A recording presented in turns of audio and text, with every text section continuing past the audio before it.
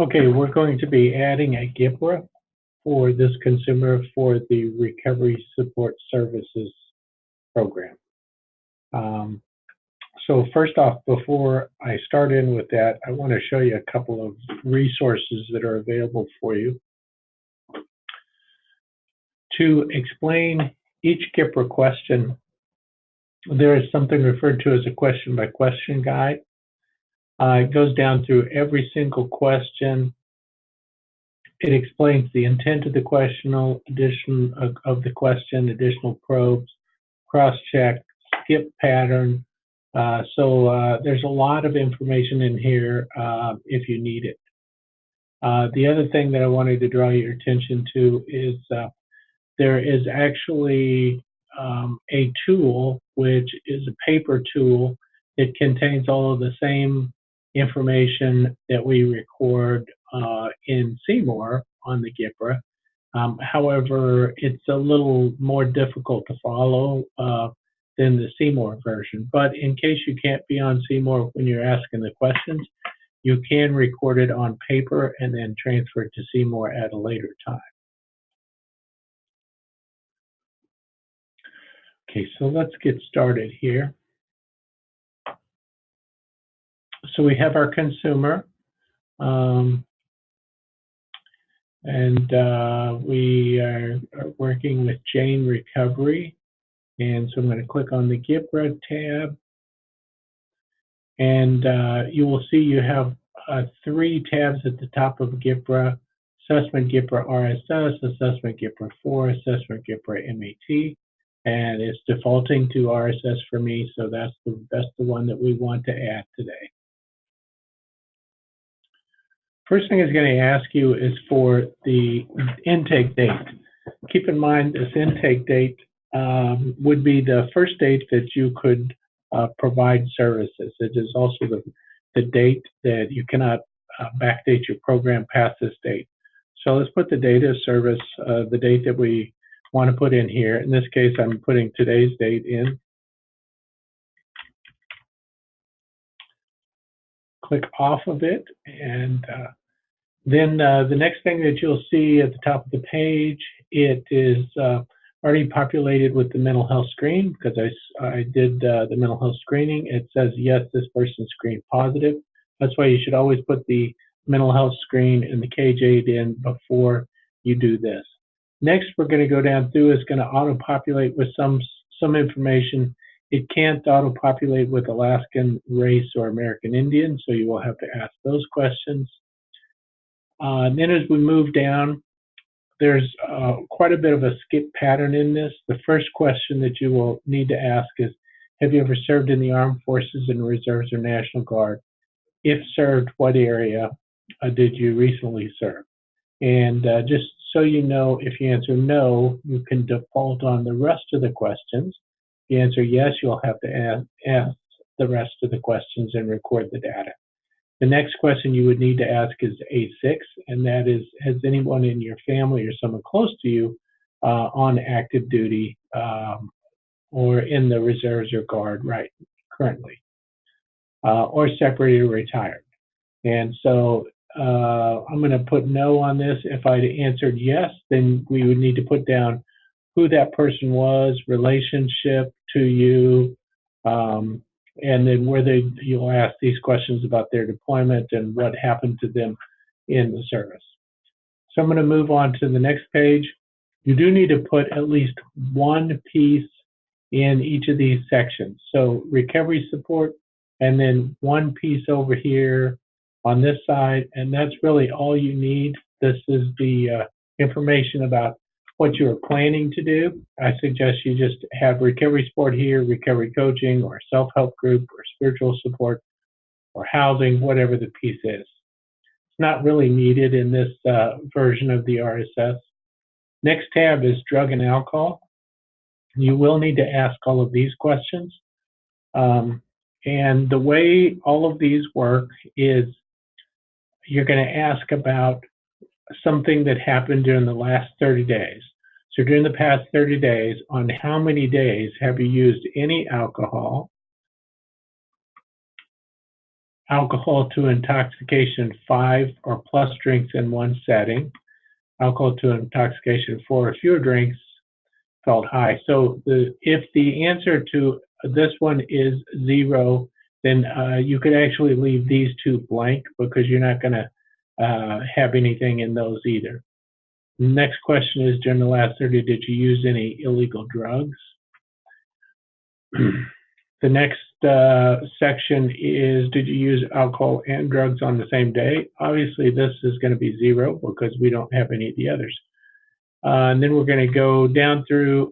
So if you did have any drug use, you're going to go down through and you're going to ask about all of these. So if we had used cocaine, then it would ask us to indicate the route of administration of that substance: oral, nasal, smoking, non-IV injection, IV, NA, refused, don't know. So since we're going to leave this as a 0, we're not going to ask that one. Then we're going to go down through the rest of these. I'm going to put 0 in for each of them. Marijuana, heroin, morphine, Dilaudid, Demerol, Percocet, Darvan, codeine, Tylenol 2,3,4, Oxycontin, oxycodone, non-prescription methadone, hallucinogens, LSD, substances like that, methamphetamine. Then you're asked another follow-up question. If you didn't use methamphetamine in the last 30 days, did you use any in the last 90 days? It's the holdover from ATR 3. We were supposed to ask that question. Next question: did you use any benzodiazepines? And this would be in a way that is inconsistent with the way your doctor prescribed them. If you had a prescription and you used any of these pharmaceuticals exactly the way they were prescribed, then you don't count that here. You count something that's non-prescribed use of a medication. Barbiturates, GHB, ketamine, other tranquilizers, inhalants, any other illegal drugs. Have you, in the past 30 days, have you injected any drugs? And in the past 30 days, how often did you use a syringe, needle, cooker, cotton, or water that someone else had used? Okay, so now we'll go to the next tab, and this tab is the Family and Living tab. Where have you been living most of the time in the last 30 days? Your options are shelter, street, institution, housed, refused, don't know. If it is housed, you're going to be asked this subcategory. Is it your own house, someone else's, a halfway house, residential, other? And then there's a bunch of questions down here about how satisfied you are with your living situation. So how satisfied are you with your living situation? Oh, that's the first question. Next one is, how stressful have things been for you because you use alcohol or drugs? Has your use of alcohol or drug caused you to give up or reduce important activities? Has your use of alcohol or other drugs caused you to have emotional problems? And if female, are you currently pregnant? Do you have children? I'm just going to say no. If you have children, how many do you have? I'm going to see if we can skip these. Are any of your children living with someone else to a child protection court order? I think you actually need to put NA in these. If yes, how many of your children live with someone else? That's an NA. But you will, even if this is no, for how many of your children have you lost parental rights, you do. I think you would do NA on this one too. Some of these have a skip pattern, so you answer no to the first one, you can skip the rest of them. So we'll go to the Education and Employment tab. And you do have to go through the whole thing and get it to the point where you can save it with no errors before it will be saved for you. Otherwise, you're going to lose it if you go away from it in the middle. You're going to lose the data you put in. So next question on education and employment. Are you currently enrolled in a school or job training program? What's the highest level of education you have completed? So that means If the person says they went to 12th grade, but they didn't graduate or complete, you'd put 11th grade, but because it's the highest level you've completed. If they graduated, you would put 12th grade, or if they went to other levels of school, you'd put others. Are you currently employed? You have a lot of options here. And then if you move on down, it asks you approximately how much money did you receive pre-tax individual income in the last 30 days? And the first one was wages, public assistance, retirement, disability, non-legal income, family or friends, other. And do you have enough money to meet your needs? And the options here, not at all, a little, moderately, mostly. We're going to go to the next tab, which is criminal justice. In the past 30 days, how many times have you been arrested? How many times have you been arrested for drug-related offenses? How many nights have you spent in jail or prison?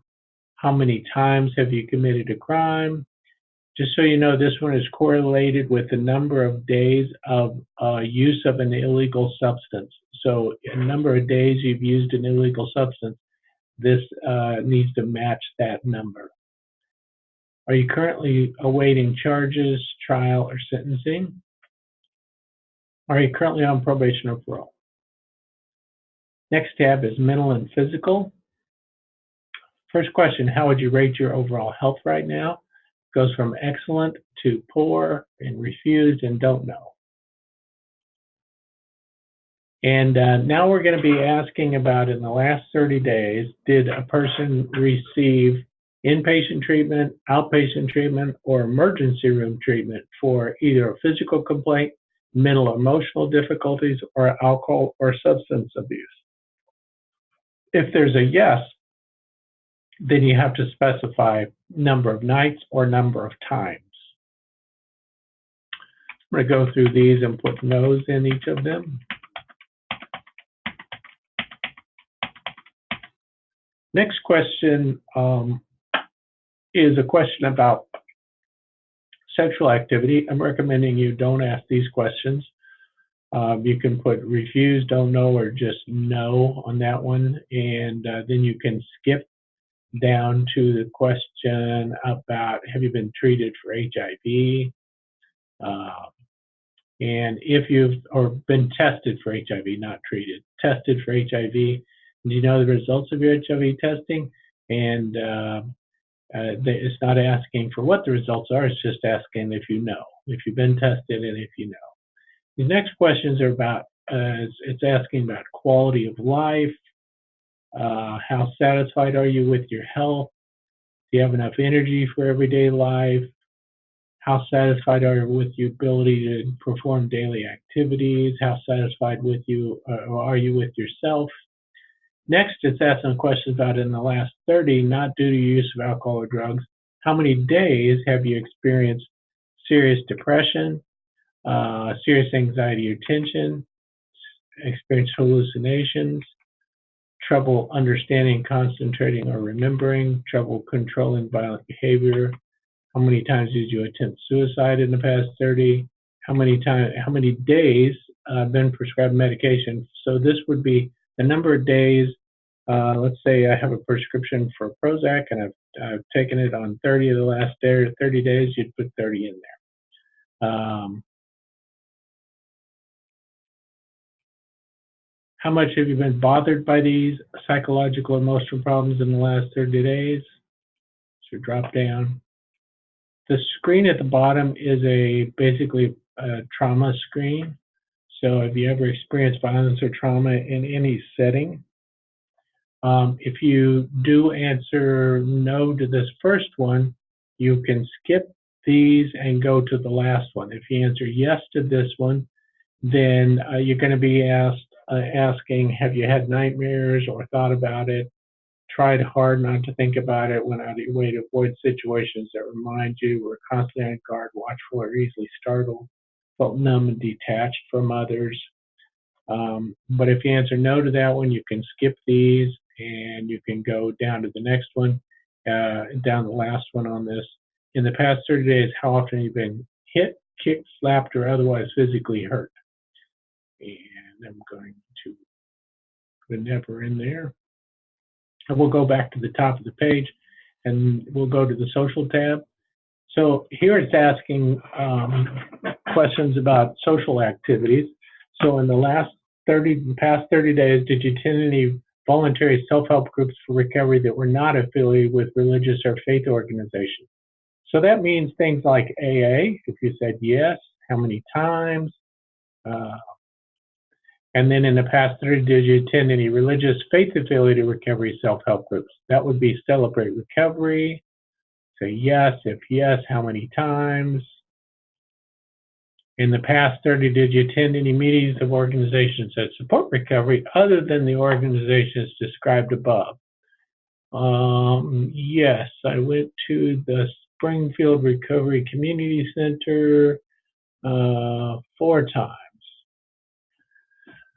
And the next question, in the past 30, did you have interaction with family or friends that are supportive of your recovery? To whom do you turn to when you're having trouble? You've got options: no one, clergy, family, friends, other, refuse, don't know. And how satisfied are you with your personal relationships? Satisfied. Okay, so now we're going to save. And it's telling me I've got an error on the drug and alcohol tab. So we'll, if you get a red message up here, then that means it hasn't saved. You have to go fix it first before it'll save. So go down and scroll down, and I put a 1 here.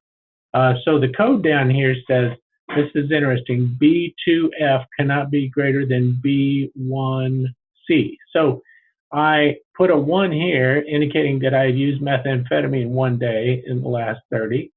And so if that was true, I would need to put, I would need to fill in something over here. So it says this is required. And the reason why it says B2F cannot be greater than B1C, B1C is this question: did you use any illegal drugs in the last 30 days? So we're going to fix this by changing this to 0. And then we're going to hit save again.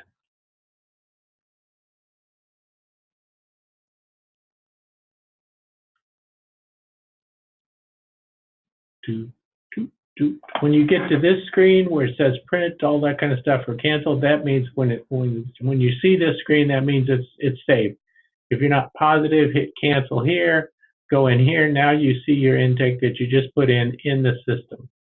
Automatically, it is calculated for you the follow-up date range. So this means that sometime between 12/25/2018 and 3/25/2019, your organization is obligated to collect a follow-up Gpra with this individual. So you will need to do recovery coordination with this person and keep track of them for the next 6 months, so that you'll be able to contact them and know where they were, know where they are.